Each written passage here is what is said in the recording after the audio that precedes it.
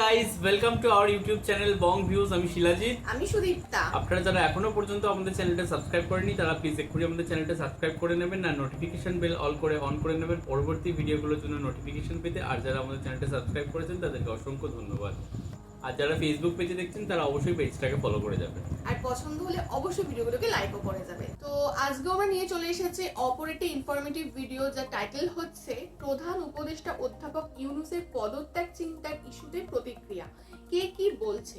এবং channel name হচ্ছে BBC news Bangla. এটাও খুব রিসেন্ট ভিডিও, তো চলুন দেখে নিয়ে হচ্ছে ভিডিওটা। আর ভিডিওটা যদি কপিরাইট ক্লেমের জন্য ব্লক হয়ে যায় তাহলে সম্পূর্ণ ভিডিওটা আপনারা আমাদের ফেসবুক বা ইনস্টাগ্রাম পেজে পেয়ে যাবেন। আর ফেসবুক বা ইনস্টাগ্রাম পেজের লিংক আপনারা আমাদের ডেসক্রিপশন বক্স বা ফার্স্ট পিন কমেন্ট থেকে পেয়ে যাবেন। তাহলে চলুন সবাই মিলে ভিডিও দেখা শুরু করি। প্রধান উপদেষ্টা অধ্যাপক মোহাম্মদ ইউনূসের পদত্যাগের আলোচনা সামনে আসার পর থেকে বাংলাদেশের রাজনৈতিক অঙ্গনে নতুন সংকট শুরু হয়েছে। এ নিয়ে নানা ধরনের প্রতিক্রিয়াও জানিয়েছে রাজনৈতিক দলগুলো, বিশেষ করে বিএনপি, জামায়াতে ইসলামী ও এনসিপি নেতা সহ সরকার ও সুশীল সমাজের অনেককে বক্তব্য দিতে দেখা গেছে। শুক্রবার রাতে নিজের ফেসবুকে দেয়া এক পোস্টে নাহিদ ইসলাম লিখেছেন, গণতান্ত্রিক রূপান্তরকে বাধাগ্রস্ত করে আরেকটা ১/১১ বন্দোবস্ত করার পায়তারা চলছে। দেশপ্রেমিক সেনা অফিসার ও সৈনিকদের সার্বভৌমত্ব ও বাংলাদেশ রক্ষায় প্রস্তুত থাকতে হবে। একই সাথে প্রধান উপদেষ্টাকে দায়িত্বে থেকে রাজনৈতিকভাবে সকল সমস্যার সমাধান করতে হবে বলেও পোস্টে লিখেছেন তিনি। জামায়াতে ইসলামের নায়েবে আমির সৈয়দ আব্দুল্লাহ মোহাম্মদ তাহের বিবিসি বাংলাকে জানিয়েছেন, প্রধান উপদেষ্টার পদত্যাগ কোনো সমাধান না।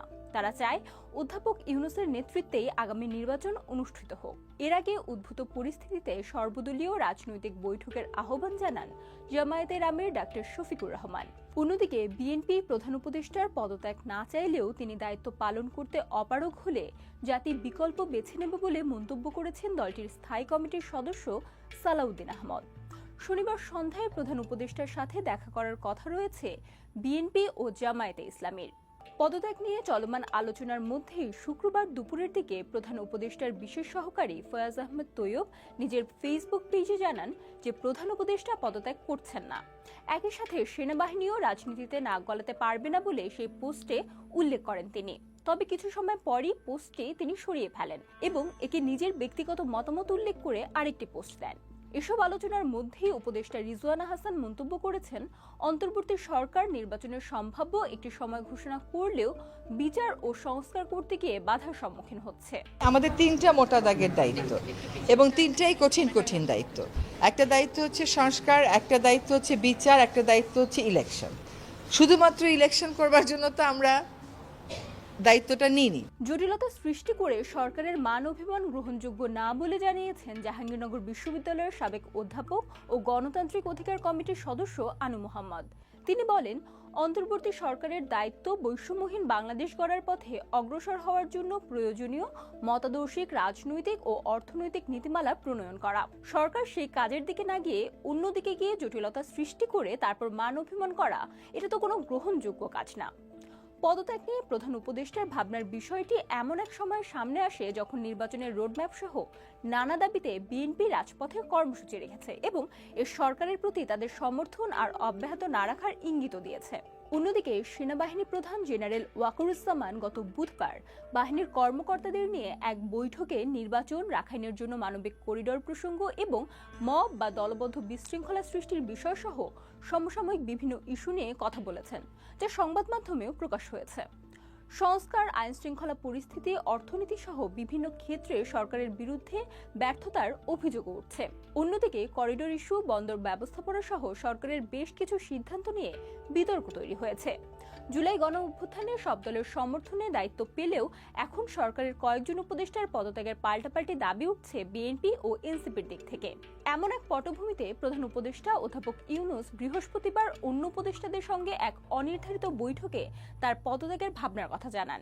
সেক্ষেত্রে নানা পক্ষের প্রতিবন্ধকতার পাশাপাশি রাজনৈতিক দলগুলোর অসহযোগিতায় তার সরকার কাজ করতে পারছে না বলে ক্ষোভ ও হতাশাও প্রকাশ করেন। রাজনীতি বিশ্লেষক মহিউদ্দিন আহমেদ বলছেন, প্রধান উপদেষ্টার রাজনৈতিক পরিস্থিতি সামলানোর ক্ষেত্রে দক্ষতার ঘাটতি আছে। সব মিলিয়ে সরকার কাজ করতে পারছে না, আর সে কারণে সরকারের জন্য সংকট গভীর হয়েছে বা সরকার চ্যালেঞ্জের মুখে পড়েছে। তবে সরকার নির্বাচনমুখী হলে বিএনপি সহ অন্য দলগুলোর সহযোগিতা বাড়বে বলে ধারণা করছেন বিশ্লেষকরা।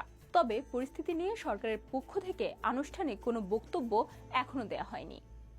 ডক্টর মোহাম্মদ ইউনূসের পদত্যাগ সংক্রান্ত যে সমস্ত আলোচনা চলছে, তো এই বিষয়ে আমরা ওয়াকিবহল ছিলাম না, তো এখন আমরা আবার শুট করতে করতে আর কি জানতে পারছি। তো এই বিষয়ে সত্যি কথা বলতে আমাদের ধারণা একদমই নেই, কারণ মানে আমরা যতদূর এই রিলেটেড ভিডিও করেছি, মানে ইন্টারিম গভর্নমেন্ট রিলেটেড ভিডিও করেছি, আমরা সবসময় হচ্ছে পজিটিভ জিনিসই দেখেছি ভিডিওতে, এবং আপনাদের কমেন্টস থেকে আমরা সবসময় পজিটিভিটি পেয়েছি। তিনি দুর্দান্ত কাজ করছেন, দেশের রিজার্ভ বাড়ছে, দেশ আরো গ্রো করছে, সমস্ত দিকে উন্নতি হচ্ছে, সমস্ত খাতে তিনি সুন্দরভাবে নজরদারি করছেন এবং দেশকে তিনি সম্মিলিতভাবে এগিয়ে নিয়ে যাচ্ছেন। এবং দেশের জনসাধারণের যখন ইন্টারভিউ নেওয়া হয় রাস্তাঘাটে, তখন তারাও সেটাই বলেন, ইভেন আমাদের কমেন্ট বক্সে আমরা সেটাই দেখতে পাই।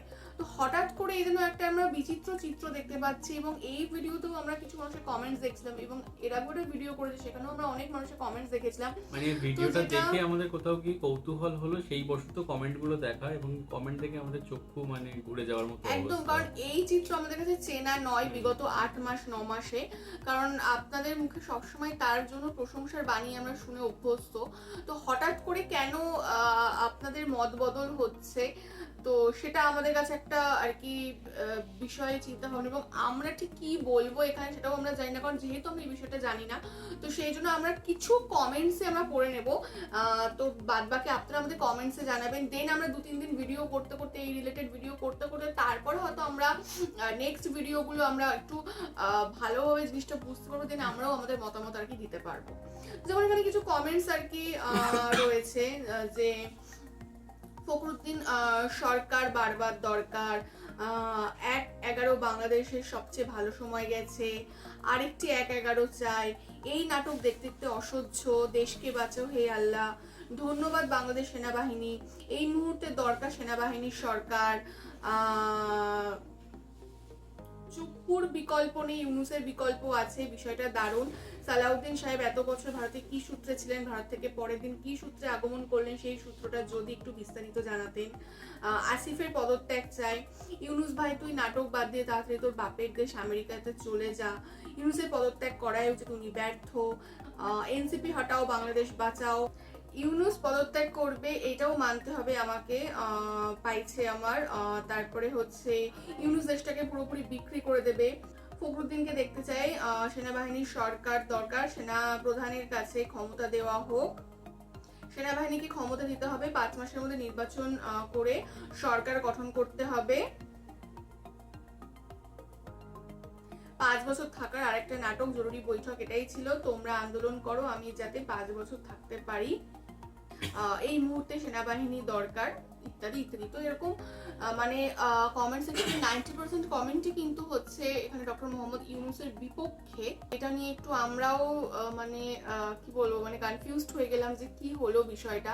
তো যাই হোক, এই প্রশ্ন আপনাদের কাছেই রইলো। মানে অবাক কর বিষয় লাগছে যে হঠাৎ করে সেনাবাহিনী সরকার কেন মানে সবাই চাইছে, মানে যথেষ্ট ভালোই কাজ করছিল আমরা যতদূর পর্যন্ত জানি, এবং আপনাদের যথেষ্ট কি শ্রদ্ধেয় এবং ভালো লাগার মানুষ ছিলেন মোহাম্মদ ইউনূস। তো হঠাৎ করে এই ধরনের মানে পুরো একদম ড্রাস্টিক চেঞ্জ হয়ে যাচ্ছে, পাশা এপিটোপিট হয়ে যাচ্ছে, তো সেটা আমাদের কাছেও মানে বোধগম্য হচ্ছে না একদমই। তো এইটা নিয়ে আমরা আর বিস্তারিত আলোচনা করছি না, এই সমস্ত প্রশ্ন আপনাদের কাছে রাখা থাকলে আপনারা কমেন্ট বক্সে জানাবেন।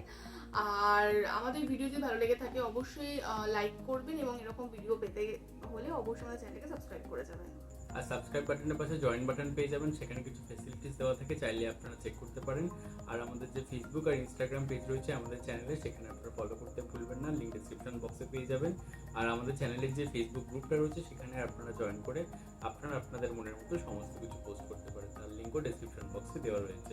আর আমাদের যদি আপনারা পার্সোনালি পছন্দ করে থাকেন আমাকে শিলাজিৎ কবি সুদীপ্তা হিসাবে, তাহলে আমাদের পার্সোনাল ফেসবুক আর ইনস্টাগ্রাম সাইটেও ফলো করতে পারেন, লিঙ্ক ডেসক্রিপশন বক্সে পেয়ে যাবেন। তো দেখা হচ্ছে পরবর্তী ভিডিওতে, আজ এ পর্যন্তই, টাটা, নমস্কার।